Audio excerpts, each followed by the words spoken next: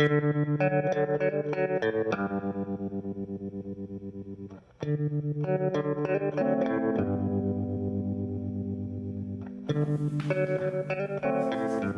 that. I love that intro before I sit down. I think it's so fun. Hello, everybody.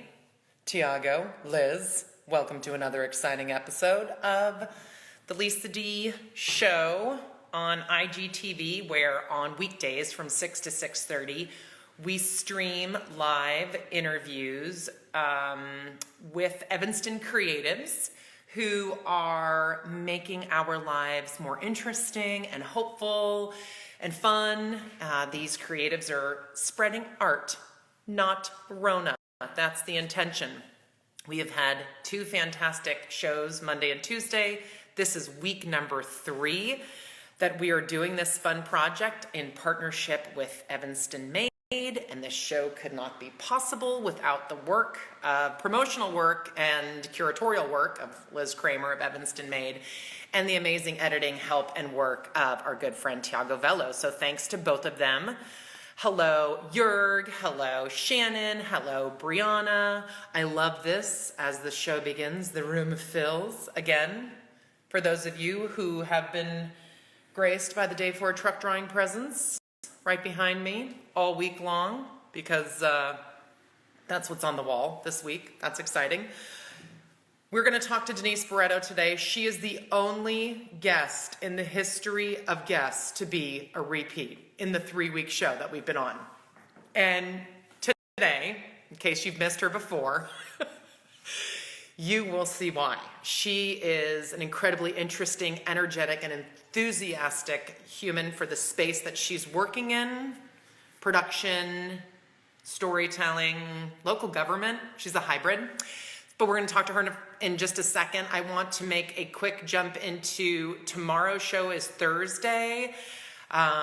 We are going to do an interview with Fran Joy, an artist in Evanston who really makes incredible, impactful work, but she also has a lot of information about the whole entire planetary alignment. We're going to hear from her on the way things are going and when they're going to end.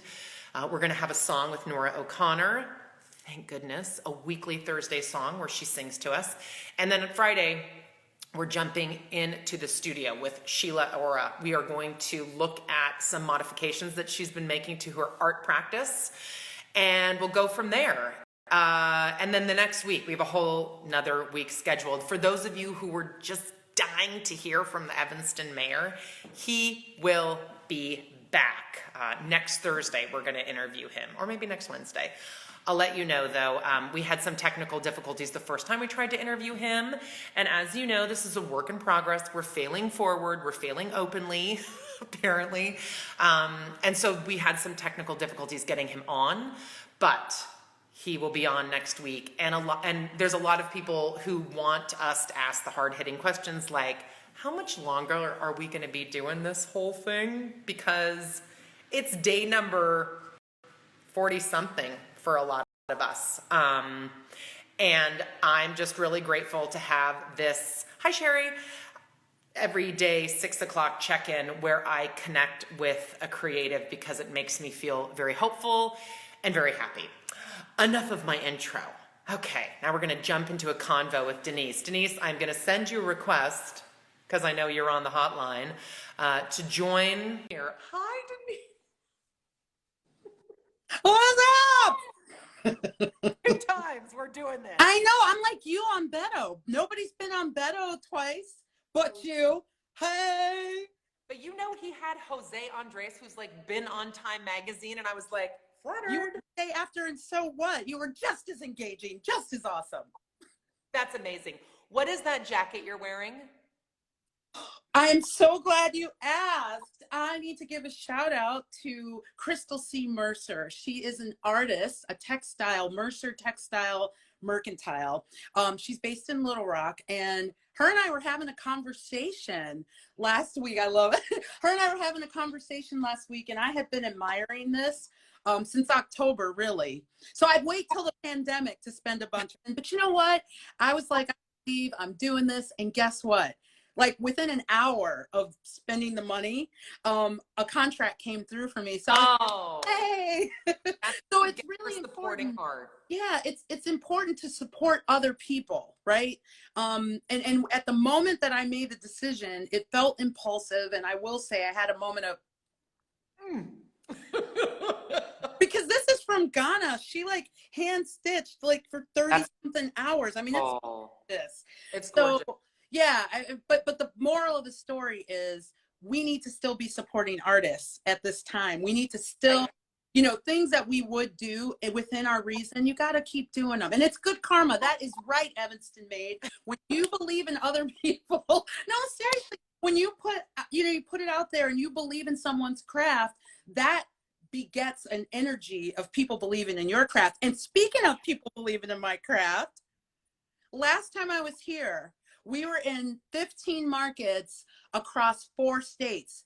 So Right. I told you guys it's going to blow up from being on Lisa D. And we are now in 32 markets across 10 states. Oh, Don't have a congratulations. paso. Beto stands. I'm going to need you to call that PBS station. That is so amazing. Congratulations. Thank you. And when can people watch it? Can they Listen, Fly Brother, this weekend it starts like in Minneapolis is a city we picked up since we last saw you. awesome. Oakland, yeah, I know Oakland, LA. So your family, Lisa, out in the Bay Area can see it. Charlotte, North Carolina, DC. I forgot to say it's 10 seats, 10 states, and the district, please, District of Columbia, because they not a state. Mhm. So if you're in DC, you're in Maryland, you're in Oakland, LA, we're all over South Carolina, Syracuse, New York. Anybody who is within, and if you aren't in any of those states or any of those places I just named, you can reach out to your PBS station and ask them for Fly Brother because it's out there. It is on their network. All they have to do is pick it up. And this is how it happens, Denise. So I always, in learning about you and how you work, in reading your Cirquette Productions website and learning about Fly Brother, one thing that has been very clear about how you operate, and I imagine this is a successful way and other people should model it, is you grab the space. You ask for people to be your ambassador. You do the work. I have seen you share your first interview with tons of people across Twitter just saying like, hey, talking about Fly Brother, check out my conversation. You put in the work. Oh, absolutely. And this is the thing, because it benefits me for this platform to grow.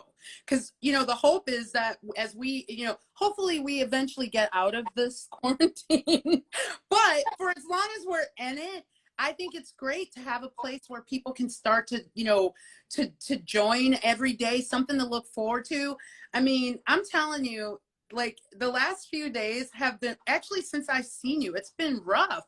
I've had a lot of activity. Not all of it's been generating income, but the point is I'm in back-to-back Zooms. So this every day, whether I'm here or not, I'm here to watch and support and help build this platform. Oh, And, you're and yes, that so about that too is when you help people build their platforms, they help you. And I don't do it to get helped. I do it because you believe everybody that's out there telling a story that wants to be heard. You know, I feel a soft spot in my heart to help them be heard. So that's where that comes from. nice. Well, I know that now that Fly Brother is just exploding and it's going to be in all these markets, for people who are like, what are these ladies talking about? You can Google Fly Brother trailer. Yeah, it's flybrother.net too. You can And go there, tell you every station. so engaging, and so he's adorable, and I like, right? Yes, totally Yeah, want watch. well, and let me give you a quick update too. Fly Brother is not just, it's a brand, it's a lifestyle brand, it's a digital brand. Look, he took people on live excursions last year. And so as you can imagine, that was a big part of his income, and now he can't do it. So they're totally pivoting right now. Hi, Caitlin. They're totally pivoting to digital experiences. And it's so cool. Like this is something we've done since we last saw you, putting together travel boxes where a box from some place you might go comes to you, and we're buying local candies or local art, you know, and putting it in the box. And then he's right now in a meeting right now in Silicon Valley working with someone about building digital experiences so that you can like get your glasses and be walking through the Louvre or whatever in Paris. So, Not hearing him narrate it. So the creativity that's coming out of quarantine is so beautiful, because we had all these great plans to take, because when you have a television show, and now we have this ability, we have this platform, we're building this lifestyle brand, and all of a sudden we can't go anywhere, and the yeah. whole based on travel. So in the last 4 weeks, we've been scrambling. And here's what's funny. I'm just a producer on the show. He and I were talking today about how do I get involved on the piece of the other action, because I've only been investing my time and energy in getting Fly Brother on the air. And now that that's on the air, give me something else to do. Right. And he's willing and able for you to join the conversation and creatively wants your input. Absolutely. And here's the other thing, and you guys can just mark my words today on the Lisa D show. There is a big hole in travel since we lost Anthony Bourdain a couple years ago. Nobody wants to hear Anthony Zimmern anymore. And like the whole boomer group of travel guys, there is an opening, and Ernest fits all the demos, man. LGBT, he's gorgeous, he's young. I see that Fly Brother, like he and I have been talking, because being the producer that I am, I'm like, what other show ideas do you have? Because you're on PBS right now. That's where Anthony Bourdain started, and then CNN developed, Parts Unknown.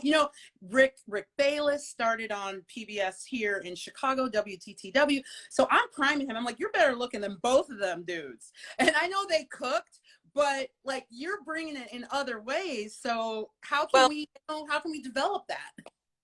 Something you also point out a lot, because you're a proud Gen Xer. You are, you have the tattoo, the tramp stamp that says Gen X. You claim that boomers will not pass the content torch. They don't pass the leadership torch. Right. That's all industries. Yeah.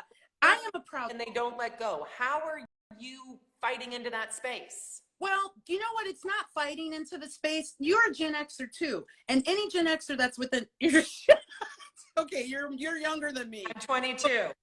Yeah. Any Gen Xer knows you have to create your own spaces.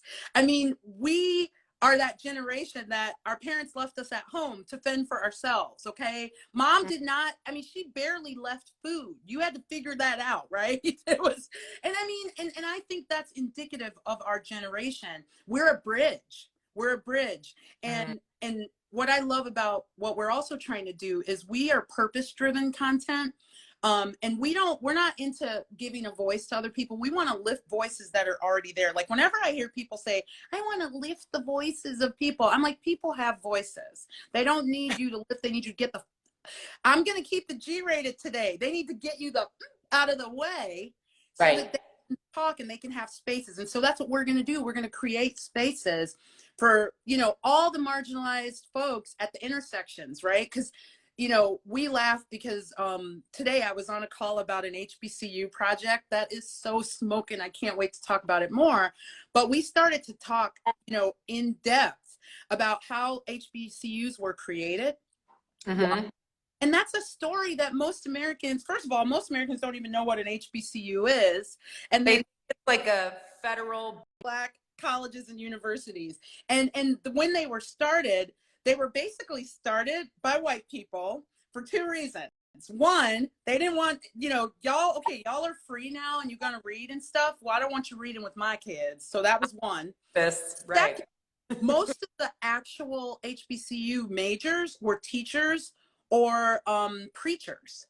So it was, white people wanted to control what kinds of learning that Black people had, which is why so many Black people went to Europe or went to Canada or went to other places at the turn of the century to get education, because they're like, I ain't trying to be no preacher or no teacher. In fact, what have I said to you a million times? My dad still doesn't know what I do because I didn't become a lawyer, a doctor, or a teacher. Every time we talk about it, he's like, tell me again. And then do. He laughs, and I'm like, he's like, can you just be a lawyer? Please be a lawyer. You're like, that's in my second career. And another career I want to talk to you about. So what are your feelings right now with happening on the planet in terms of the public leadership, of our governors, of our mayors. I know you don't, we're only going to talk about it for like a second, but like, as part of you, like, ugh, I want to be in there. So okay. Okay. All the time. I just actually, okay, I'll breathe. I just Breathe. came off of Beto's call where he was talking to the judge in Harris County, Texas, Lena. Amazing. Yeah. And so it's stuff like that that get like, I have to counter it, right? Because most of the day I'm mad. Right. And I want to address something about that because you said something last time and people were like, I want to talk about your anger too. Yes. Yeah. And let me just say my anger is righteous anger and it is absolutely justified. And if we can figure out how to make things right in this country, you will get the sweet sunny side of me all day. But until we figure it out, I am mad. And I'm mad because that's the way shit gets done. Listen, last Friday I had a meltdown, Lisa. Ask my children. Completely just had a, what? May 30th? I can't. And you know what? Cleaned every bathroom, cleaned all the dishes. I mean, literally, because when I get mad, I get fuel and I can do stuff. Can't get sad. Yeah, if I get sad, it's like, and I can't. And then you shut down. No, the anger, but your anger is very productive. Very totally. And I don't hurt people, right? Like and that's a legit thing, right? Like you're not vindictive. Your anger is productive. Well, I am vindictive because white supremacy and all that shit. I am plotting and manipulating and doing things all day, vindictively trying to bring that down. So yeah, I'm not, here's the thing. There's not a person per se that I'm mad at. I'm mad at systems. And I feel like if you can work on systems, and yes, systems are made of people, but if you can work at things on a systemic level, then it, you know, it gets to be less personal. And I think that's actually part of the reason it's so hard. Because if it were just a person, fucking I'd go take them out. That'd be done. It'd be over. Be done. Exactly. I grew up in Chicago Heights where people got cement shoes for like little stuff. So. But changing systems is years into the making. Changing is building content, bringing people to water. It is work that takes for frickin' ever.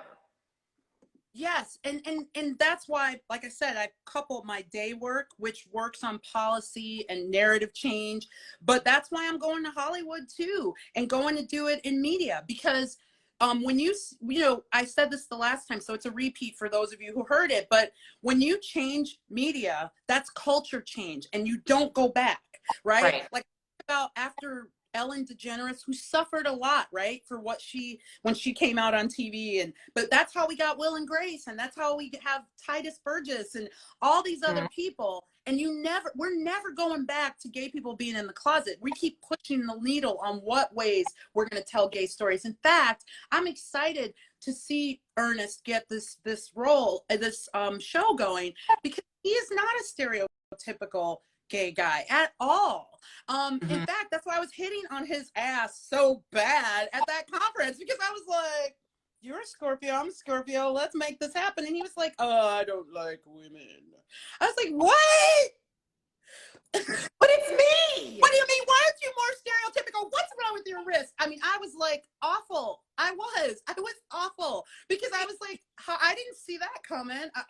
And why is that? Because of, no, you're laughing, but that's because of the images. So societal norms tells me that gay guys have a certain look, they have a certain walk, their voice is a certain tone. I mean, that's not true. And that's part of what I am so running to take care of, right? Is how do we make sure that we, and the thing is, marginalized people, yes, Scorpios rule, Vanessa, marginalized people, they get put into stereotypes and caricatures, and only white people have been explored fully as multidimensional humans that have a range. Everybody else is relegated to, this is the black box, and you got to act like a black person like this, or you're Tina, and you got to do this, or you're not, and so we are busting all of that up. That's what we're going to do, because Hollywood has made lots of strides, and Hollywood helped us. Don't get me wrong. I'm thankful to the things that they've done. It just haven't been fast enough. And, I'm going to be 49 here, so I don't have time to keep waiting for y'all to get it done. Don't you think that what we are going through right now, being locked down, having all this time to have Zoom calls and be more creative than we could before, don't you feel that this is going to speed up the process of disrupting media? Or are you like, this is going to retard the process and it's going to go backwards? No. You know what? This actually helps. Let me tell you why. Everybody's shut down right now. It ain't just me. Reese Witherspoon can't do anything right now either. So, right. Well, and she has a hit show on, so whatever. But you know what I'm saying? I'm seeing the playing field got a little bit leveled right now, because everything is stopped. But guess who isn't? Me. Was on the phone last Friday asking a big major brand for money in the millions. I do not in fact, my business partner, Sarah, shout out to Sarah, who, by the way, and we'll get into this because we're running out of time, but Sarah is a white woman who's from New York, parents, Irish, Jewish, parents from Queens. She's amazing. And we were talking today specifically about how we are chasing people down like the Jehovah's Witnesses, right? We are like, I know you're at home too. Look, I'm sending you like 80 emails. You're going to answer because I know you're home. Pick up the phone. I know you're home. So your hustle has not slowed down, and you think that it's going to launch even quicker because we're all shut down and we have to pick up the phone. Well, that, and I think here's my favorite thing I want to say. I've been working on Sarah Cat for almost 3 years in the margins of my life. I'm a single mom with 2 children. One I launched at fashion school that you guys might know. I have a freshman in high school. I have 2 companies. Like, I've been doing my Sarah Cat work, in the margins of my life. So since this happened and all my income got taken, I'm like, what the hell? Yes, I'm still hustling in my day job, but nobody's scheduling speakers right now. I've booked a couple of virtual facilitations, but right now I have been on fire. Like, I have a list of companies that I'm trying to go after, and I'm sure the CFOs of these other companies are like, damn, she did. Keep calling.